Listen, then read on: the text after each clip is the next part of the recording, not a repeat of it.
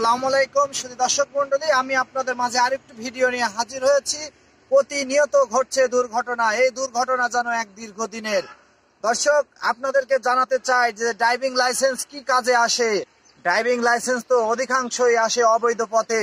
সেই driving licence কি সড়কে কোনো রকম জানমাল নিরাপত্তা, কি মানুষের নিরাপত্তা ড্রাইভিং লাইসেন্স দিতে পারছে না? দর্শক, দিতে পারছে না। সেজন্য সংশ্লিষ্ট কর্তৃপক্ষ দৃষ্টি আকর্ষণ করছি যে শুধু ড্রাইভিং লাইসেন্সের দায়ভার দিলেই হবে না, ড্রাইভারদেরকে সুদক্ষভাবে প্রশিক্ষণ দিতে হবে। প্রশিক্ষণ দেওয়ার পাশাপাশি তাদেরকে প্রতি বছরে অন্তত একবার করে প্রশিক্ষণ দিতে হবে।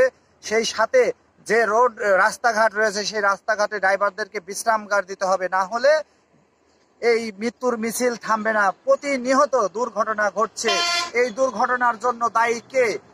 দায়ী অবশ্যই সরকারকে নিতে হবে, কারণ সরকারের যে ব্যবস্থাপনা, সেই ব্যবস্থাপনা যদি ধ্বংসের মুখে যায় তাহলে এই দায়ভার কিন্তু সরকারকে নিতে হবে। সেই জন্য সংশ্লিষ্ট কর্তৃপক্ষ বিআরটি এর দৃষ্টি আকর্ষণ করছি, শুধুমাত্র ড্রাইভিং লাইসেন্স দিলেই হবে না। ড্রাইভিং লাইসেন্সের পাশাপাশি যে সকল ড্রাইভারগণ আছেন তাদেরকে প্রশিক্ষণের ব্যবস্থা করতে হবে।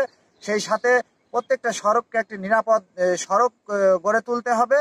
সেই জন্য সংশ্লিষ্ট কর্তৃপক্ষের দৃষ্টি আকর্ষণ করছি। আসসালামু আলাইকুম।